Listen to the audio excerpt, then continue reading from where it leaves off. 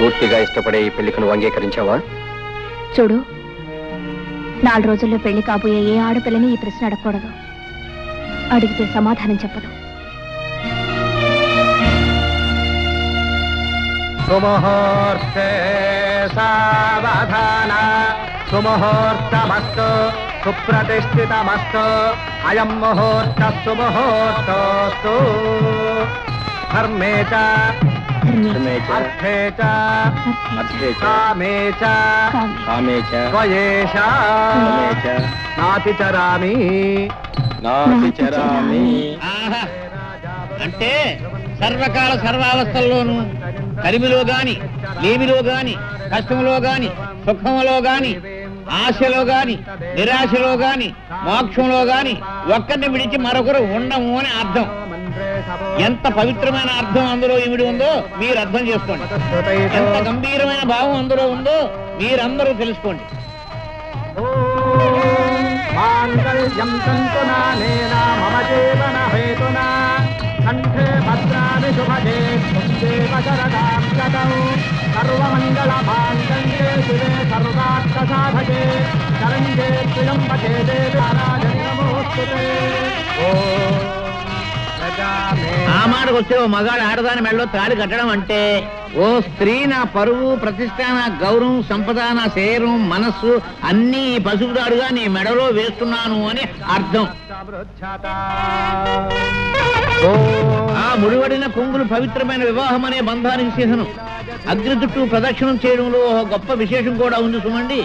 వేద మంత్రాల శబ్దంలో పండిత శ్రేష్ఠుల పవిత్ర ఆశీస్సులతో పడిన ఈ 3 ముళ్ళకి సాక్ష్యం నేను సుమా. ఇంత పవిత్రమైన బంధాన్ని ఎవరు కించిపరిచినా ఆటలాడుకున్నా జీవితాలు మసైపోతాయి సుమా అని హెచ్చరిక. అయ్యా అదండి విషయం.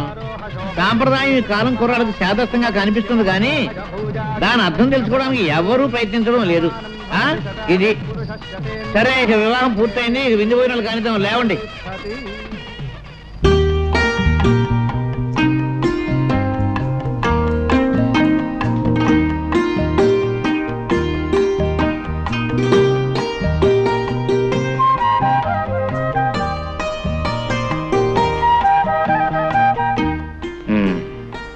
అమ్మాయి గారి సిగ్గుగా ఉందా? సిగ్గుగానే ఉంది. ఈ గదిలో ఒక్కగాను ఉంది. ఓ సింతే కదా, కౌగులిస్తే సిగ్గు పోతుంది, ఆ కిటికీ తలుపులు తెరిస్తే ఒక్క పోతుంది.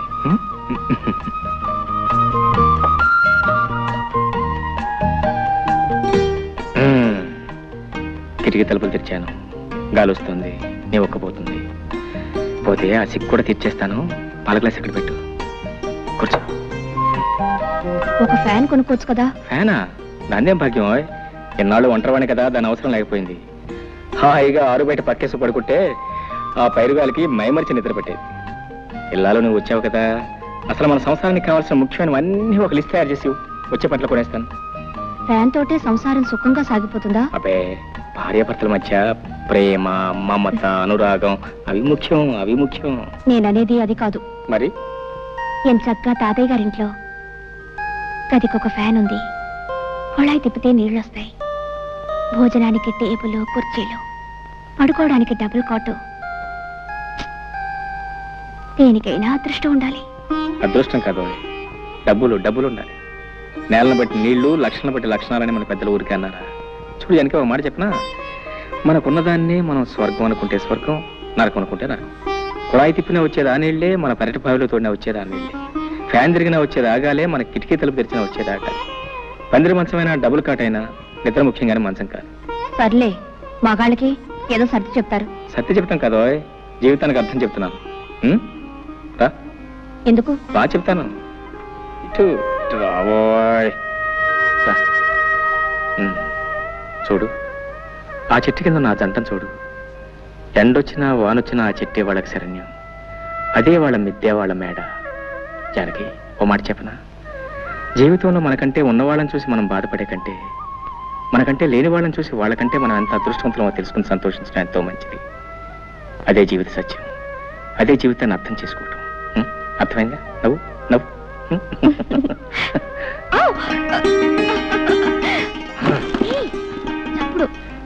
చప్పుడు నువ్వు పట్టించుకోకూడదు. ఇది మాకు బాగా అచ్చొచ్చిన పట్టి మంచం. మా వసువంతా దీని మీద పుట్టిందట. సిగ్గులేదు. సిగ్గా సిగ్గుపడితే పనులు జరుగుతాయి. పిచ్చిదను పిచ్చిదను.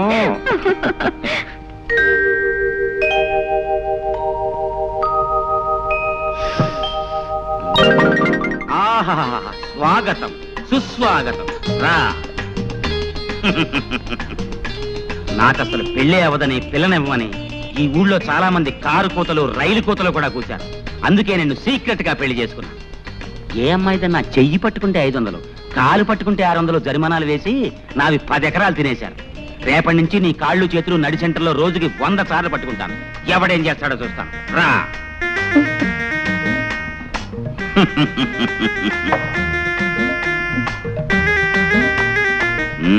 సిగ్గుపడుతున్నావా? బాగా సిగ్గుపడు. ఈ లీలాకృష్ణకి ఆడవాళ్ళని లాలించడం డాల్డాతో పెట్టిన విద్య. శ్రద్ధగా విను. ముందు నిన్ను కౌగలించుకుంటాను. గుబ్బులు గుబ్బులుగా ఉంటుంది. ఏం భయపడకు. ఆ తర్వాత నిన్ను ముద్దు పెట్టుకుంటాను. మత్తు మత్తుగా, గిలి గిలిగా, గుండె దడదడగా ఉంటుంది. కాళ్ళు చేతులు వణుకుతాయి. అయినా భయపడకు. ఆ తర్వాత చెప్పడం కుదరదులే. రెడీ? కౌగలింత. ఇదేం కౌగులంత?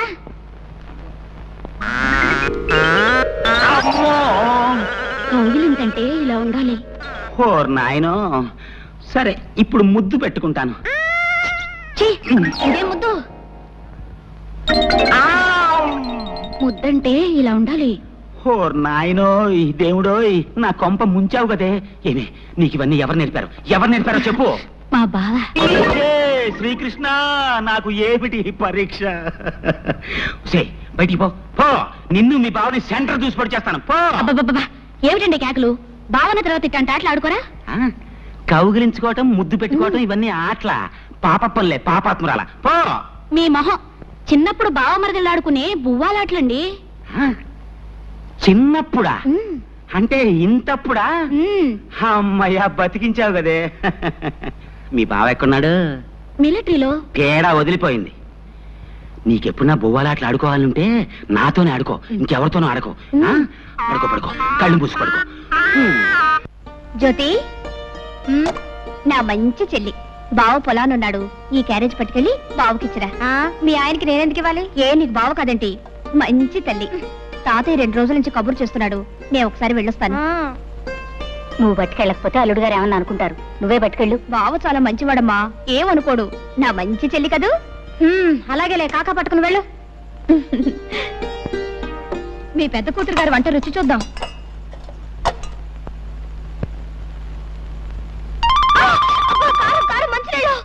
చాలే ఊరుకోవే, మరీ నడమంత్రం. దానికి అసలు వంటే చేతగానట్టు మాట్లాడతావు.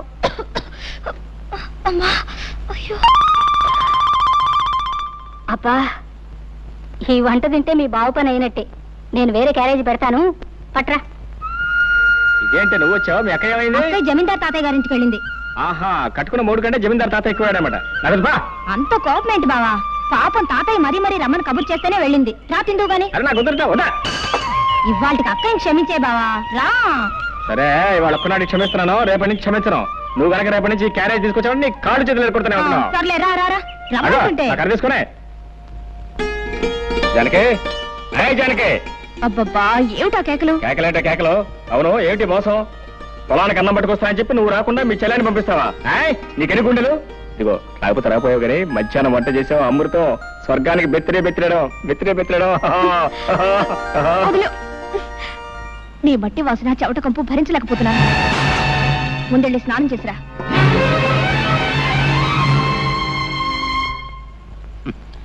నువ్వు చెప్పినా చెప్పపోయినా నాకంతా తెలుసు మురళి. నువ్వు జానకిని ప్రేమించావు, తప్పులేదు. కానీ వాళ్ళ బాబేదో కొంపలు ముంచుకుపోయినట్టు ఆ జాతి రత్నాన్ని తీసుకెళ్ళి మోటు రత్నాన్ని కట్టబెట్టాడు. ప్రేమించిన ఆడ దొరకపోతే ఎవరికైనా బాధే. మరి అంత మాత్రాన్ని నువ్వు ఇలా మనసు పాడు చేసుకోవటం నాకు బాధగా ఉంది. జరిగింది మర్చిపోవటం అంత తేలిక కాదు. కష్టమే, చాలా కష్టం, నాకు తెలుసు. అందుకే మర్చిపోవటానికి కొన్ని సులువైన పద్ధతులు కనిపెట్టారు మన పెద్దలు. అవును, చరిత్ర తిరగేస్తుడు. పార్వతిని ప్రేమించిన దేవదాస్ ఏం చేశాడు? పార్వతిని మర్చిపోవడానికి మందు కొట్టాడు. అందాక ఎందుకు, ప్రేమ్ నగర్ సినిమాలో నాగేశ్వరరావు ఏం చేశాడు? వాణిశ్రీని ప్రేమించి ఆ అమ్మాయి తిరస్కరించిన తర్వాత బాటిల్ ఓపెన్ చేశాడు. అతనే కాదు, చరిత్రలో భగ్న ప్రేమికులందరూ బాధని మర్చిపోవడానికి మందునే ఆశ్రయించారు. ఏదిగో లీలాకృష్ణ ఏమిటిదంతా? వద్దు ప్లీజ్. మనం చరిత్రను అవమానించకూడదు. పెద్దలు నడిచిన తోవనే మనము నడవాలి. ఇది ముందు కొంచెం ఘాటుగా ఉంటుంది, ఆ తర్వాత వగరుగా తియ్యగా చేదుగా అచ్చం ఉగాది పచ్చడిలా ఉంటుంది. అబ్బా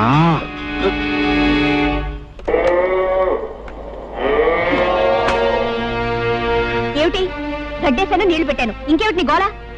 ఉంటుంది పని చెప్తాను.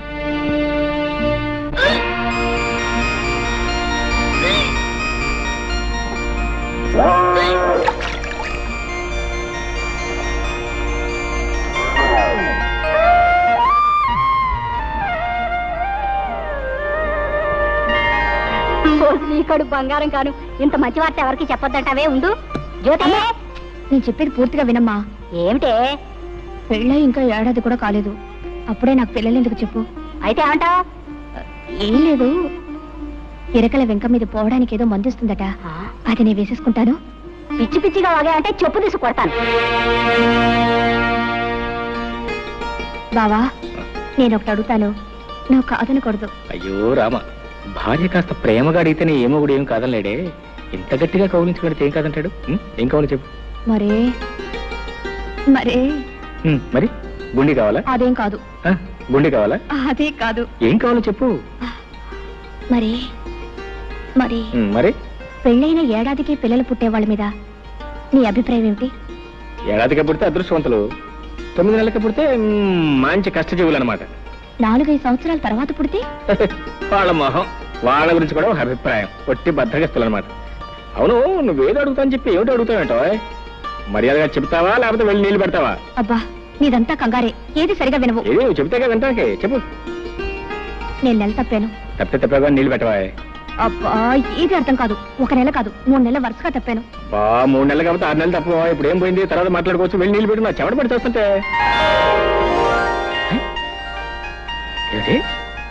వరుసగా 3 నెలలు తప్పానన్నావా? 3 నెలలు? అది కాదు బావా, నేను చెప్పేది కాస్త ఆలోచించు. ఏంటో ఆయన నువ్వు చెప్పేది నేను ఆలోచించేది. నొరబుసుపడగా నిద్ర వస్తుంది. మరీ ఇంత తొందరగా పిల్లలు ఎందుకు చెప్పు. ఇంకా చిన్న పిల్లవి. అవును, ఈ మాట చెప్తే మీ అమ్మేదో అంతన్నావు, ఏమంది? చెప్పు తీసుకు కొడతానంది. ఏటో చెప్పు తీసుకు కొడతానంది. మీ అమ్మ కేవలం మాటల్లో ఉంది, నేను కొట్టి చూపిస్తాను అనుకున్నావు. లీలాకృష్ణ గారు, మీకు శుభవార్త, మగపిల్లాడు పుట్టాడు. సంతోషం అండి, చాలా సంతోషం. ఉండండి, మీ ఫీజు ఇస్తాను. గురువు గారు, నాకు చిన్న అనుమానం. అవకాశం ఇచ్చాను, అడుక్కో. ఏం లేదు, మీకు పెళ్ళై 9 నెలలు అవ్వలేదు కదా, అప్పుడే పిల్లాడు ఎలా పుట్టాడండి? ఓర్ నాయనోయ్, డాక్టర్ గారు, ఇది అన్యాయం, మోసం, దగ, కుట్ర. మీకు నేను ఫీజు ఇవ్వను. ఏమిటండి మీరు అనేది? పెళ్ళైన 7 నెలలకే పిల్లాడు ఎలా పుడతాడండి? అంటే నా భార్య. చాలా ఊరుకోండి, అన్యాయంగా మాట్లాడకండి. కొంతమందికి ఇలా నెలలు నిండకుండానే పిల్లలు పుడుతూ ఉంటారు. అంతేనంటారా? అంతే. ఇదిగోండి మీ ఫీజు. థ్యాంక్స్.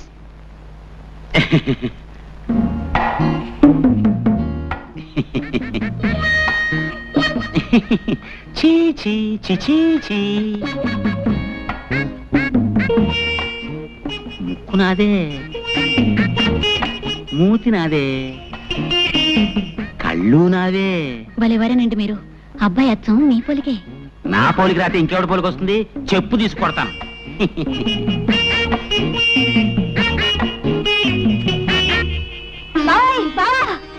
ఏంటే ఏంటే ఏంటే? అయ్యో అయ్యో ఏంటే? ఈ మహారాజు గారికి మహాలక్ష్మి పుట్టింది. నా కూతురు పుట్టిందా?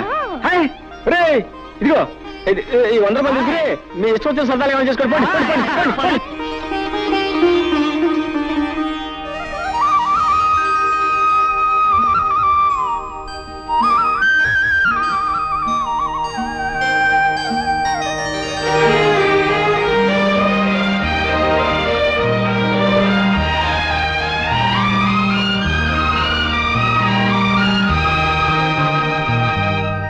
ముద్దు పెట్టుకోవడానికే బిడ్డలా? ఎలాగైతే కన్నావులే గొప్పగా. పిల్లకి స్నానం చేయించడం కూడా రాకపోతే ఎలా? ప్రతిరోజు ఎవరొస్తారు ఈ పనులన్నీ చేయడానికి? చిచి, ఇదంతా నాకు అలవాట్లేదు. ఆహా, నాకు మాత్రం ఉందా? నేనేమన్నా 5-6 కన్నానా? ఆడదన్న తర్వాత ఇవన్నీ తనంతట తనే నేర్చుకోవాలి. బావా, ఓ పంచే, పిల్లకు నీళ్లు పోయడం, పాలు పట్టడం ఇవన్నీ నువ్వు నేర్చుకో. ఇదేదో పెద్ద పని అయినట్టు. ఇంతలా పెళ్ళానికి సేవ చేయడం నేర్చుకున్నవాడిని బిడ్డకు నీళ్లు పోస్తే ఇద్దరు ముసలేనా? నువ్వు రాకపోతే ఎవరు చేసేవారు? నేనే కదా మీ అక్క చేస్తా. మీరిద్దరూ కలిసి నన్నే వెగతాళి చేయక్కర్లేదు. దాన్ని ఎలాగి నా పని నేనే చేసుకుంటాను. తస్సది, మీ అక్క మా లావు తెలియగలదే. పిల్ల ఏడుస్తున్నానో నా ఒళ్ళో, నవ్వుతుంటే దాని ఒళ్ళో. ఇదిగో యోబాకు సరాసరి ఇక్కడ తీసురా. మొగుడు పిల్లలు ఇద్దరు కలిసి నా చేత పనులు చేయించుకుంటున్నారు. అబ్బా ఇవాళ చాలా స్పీడ్ గా ఎక్కిపోతుంది. మురళి, ఏమిటిదంతా? ఏముంది, ఇది పకోడీ, ఇది మందు, ఇది గ్లాసు. ఇతను మురళి, నేను మాత్రం లీలాకృష్ణ. నువ్వు లీలాకృష్ణుడివి కాదురా, ఈ ఇంటికి పట్టిన చీడ పురుగువి. ముందు బయటికి పో, బయటికి పో. మురళి, నువ్వు చదివిన చదువంతా ఏమైంది? ఈ తాపుడేమిటి, ఈ వరుస ఏమిటి? తాతయ్య నీ కోసం ఎంత బాధపడుతున్నారో తెలుసా? అనుకుంటే అంత బాధే. బాధల్లోనే పుట్టాం, బాధల్లోనే పెరుగుతున్నాం, బాధల్లోనే పోతాం. అసలు ఈ ప్రపంచమే బాధల్లో ఉంది. మురళి, నువ్విప్పుడు మత్తులో ఉన్నావు. నేనేం చెప్పినా అర్థం కాదు. మరోసారి నువ్వు తాగేవని మాత్రం నాకు తెలియకూడదు. చూసావమ్మా వాడెంత చెడిపోయాడు. అవన్నీ తర్వాత ఆలోచిద్దాం. ముందు మందు తాగు తాతయ్య. వద్దమ్మా, ఈ మందు తాగి నేను ఆరోగ్యవంతున్నై వాడి దౌర్భాగ్యం కళ్ళారా చూడాలా?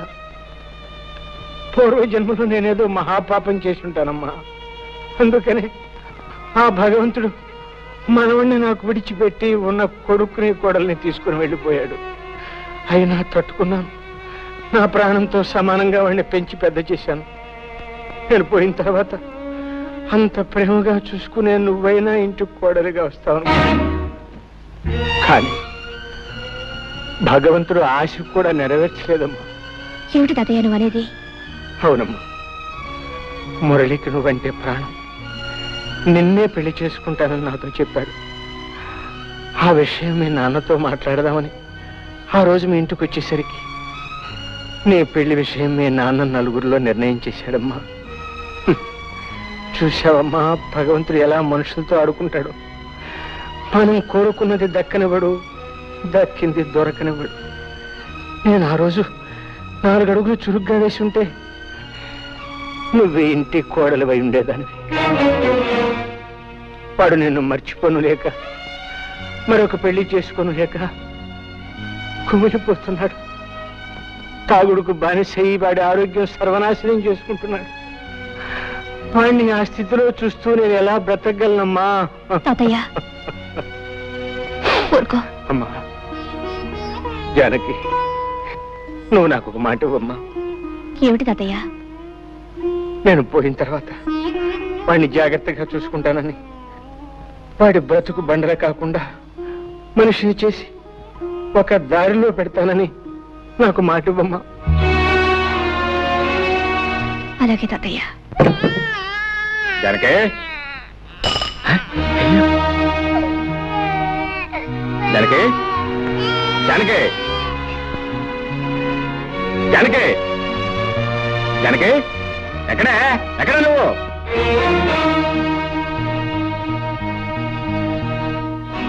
ఎక్కడికి వెళ్ళావు? తాతయ్య గారింటికి వెళ్ళాను. ఈ శనిగ్రహం అప్పుడే లేచిపోయిందా? ఎవరు శనిగ్రహం? ఎవరు శనిగ్రహం?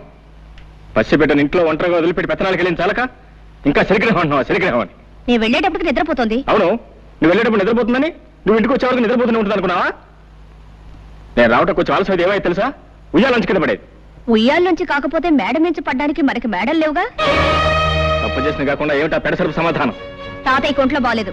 అవన్నీ సర్దుకొని వచ్చేసరికి ఆలస్యమైంది. తాతయ్య తాతయ్య మాట్లాడితే తాతయ్య ఒకటి దొరికాడు. ఇదిగో, నీ తాతయ్య చాలా డబ్బున్నాడు. నువ్వు వెళ్ళినా వెళ్ళకపోయినా ఆయన చూసుకోవడానికి 10 మంది నౌకర్లు ఉన్నారు. నువ్వు ఆయన గురించి ప్రత్యేకంగా ఏం తాపత్రపడాల్సిన అవసరం లేదు. ఇదిగో చెప్తున్నాను, నువ్వు మళ్ళీ ఆ ఇంట్లో అడుగు పెట్టడానికి వీల్లేదు. ఎందుకు వీల్లేదు? వీల్లేదంతే. వెళ్తే ఏం చేస్తావు? పళ్ళు రాలగొడతాను.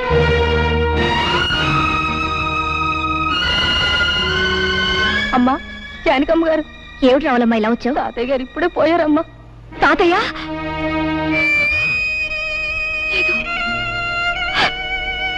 ఏంటి, తాతయ్య గారు పోయారు? అవును బాబు. ఎప్పుడు? ఇప్పుడే. సరే నువ్వు వెళ్ళి, మేము వస్తాం. చూసొద్దాం పద. ఎందుకు? బ్రతికున్న మనిషిని చూడడానికి వెళ్తే పళ్ళు రాలగొడతానన్నావుగా. ఇప్పుడు ఆ శవాన్ని ఆఖరి చూపులు చూడడానికి వెళ్ళాలా? నీ మనసు ఇప్పుడు శాంతించిందా? నేను రాను, నువ్వు వెళ్ళు.